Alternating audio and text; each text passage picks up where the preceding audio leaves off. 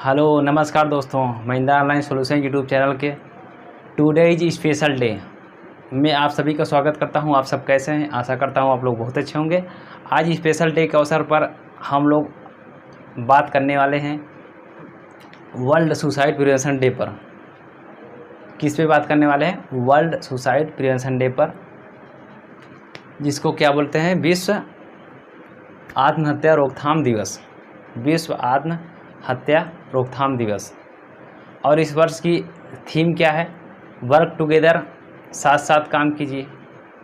और ये बहुत इम्पॉर्टेंट है आप लोग के लिए, क्योंकि आपके एग्ज़ाम में आता भी है कि 2020 का थीम क्या था और किसका?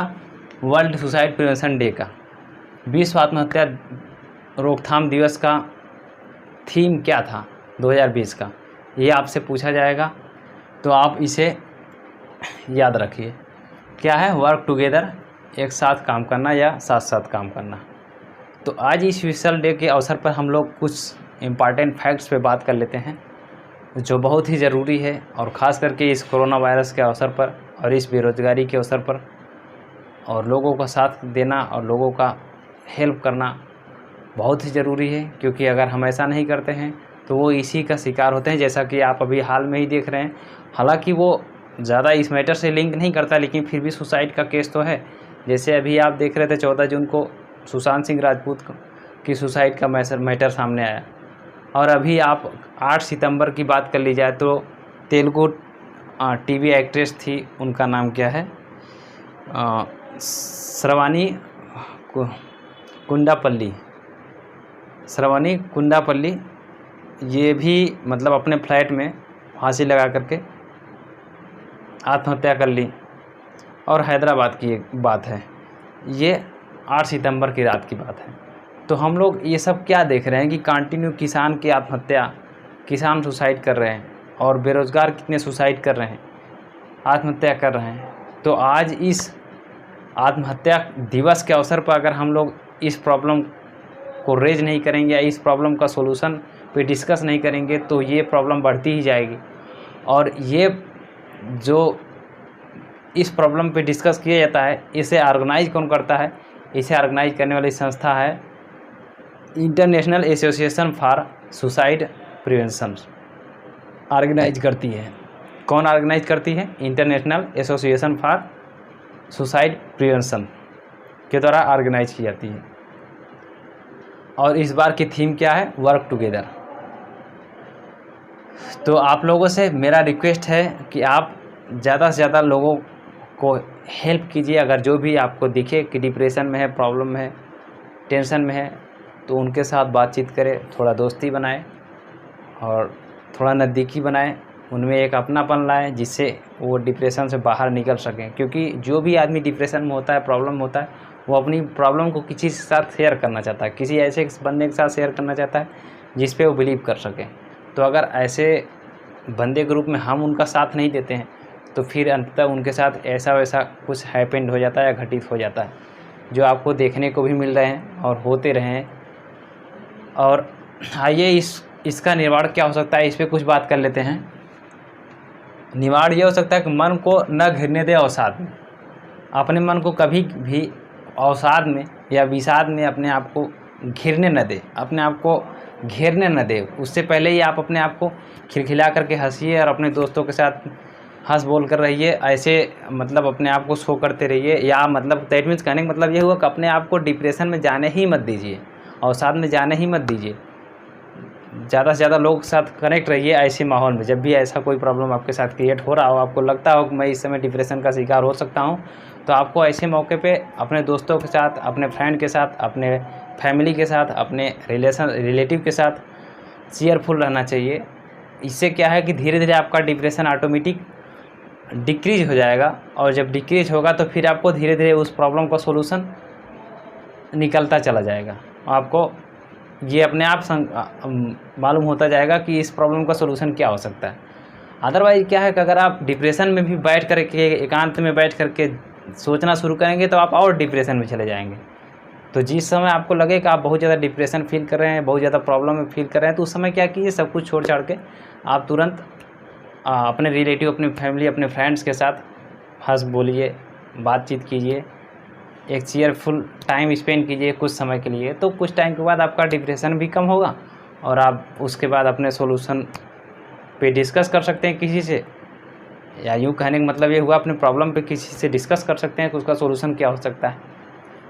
ठीक, तो जैसा कि ये देखिए मनोवैज्ञानिक साइकोथेरेपिस्ट माया बोहरा के अनुसार कोविड-19 जिसने हर किसी को असुरक्षा, भय और बेरोजगारी की चिंता में घेर लिया है।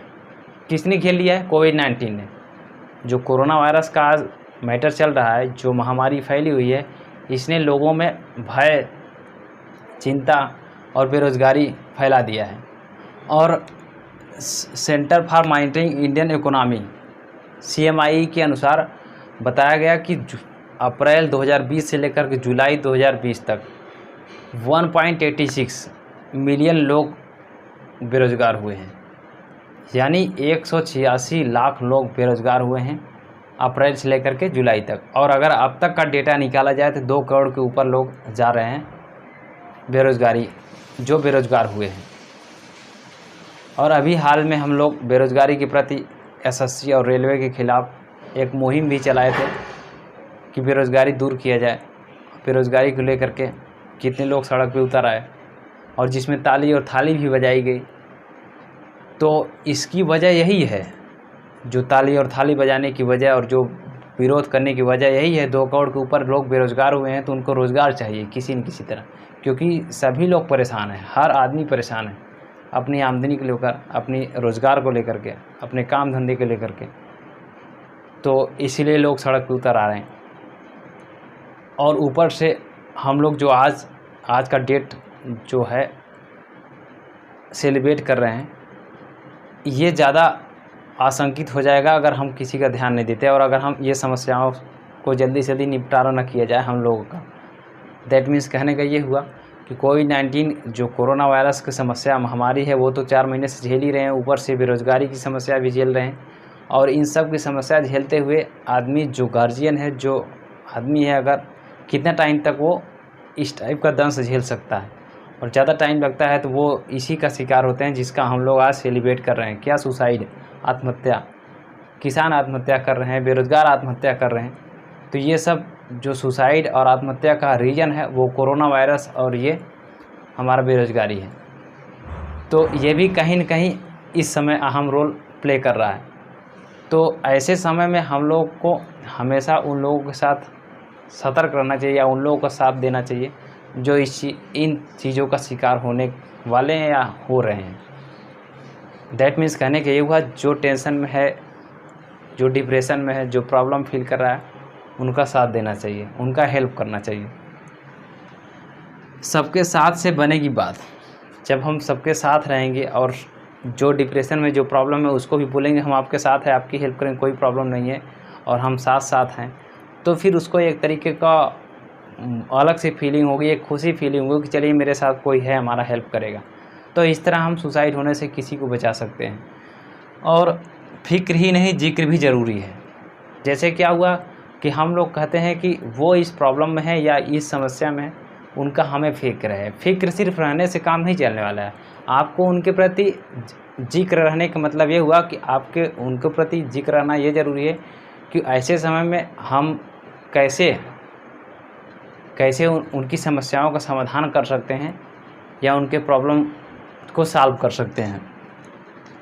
और उन्हें बचाने के लिए, किससे बचाने के लिए? सुसाइड से या ऐसे वैसे कोई केसेस से बचाने के लिए क्या ज़रूरी बातें होती हैं, इसका भी जिक्र करना बहुत ही ज़रूरी है। और इसी क्रम में हम लोग बात करते हैं, सतर्कता बचाएगी ज़िंदगी। जब भी हमारे बीच में ऐसा कोई प्रॉब्लम क्रिएट होता है तो क्या होता है, हमारे बीच कोई इतना टूट जाए कि वो ज़िंदगी को समेट न सके।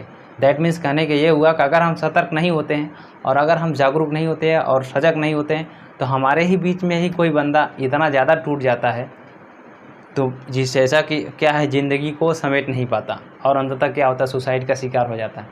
तो ये केसेज ना होने पाए, इसलिए हम लोग को सतर्क रहना बहुत ज़रूरी है, जागरूक रहना, सजग रहना बहुत ज़रूरी है कि हमारे ही आस पड़ोस में या हमारे आसपास में कोई इस टाइप की फीलिंग में या डिप्रेशन में नहीं तो डिप्रेशन में तो नहीं जा रहा है। इसके प्रति हम लोग को सतर्क रहना, जागरूक रहना बहुत ज़रूरी है, क्योंकि क्या पता कि हम लोग हंसी खुशी लाइफ स्पेंड कर रहे हैं और हमारे ही बगल में कोई ज़िंदगी को समेट ना सके ऐसा प्रॉब्लम में चला गया है और यहाँ पे ऐसे करे उसकी मदद।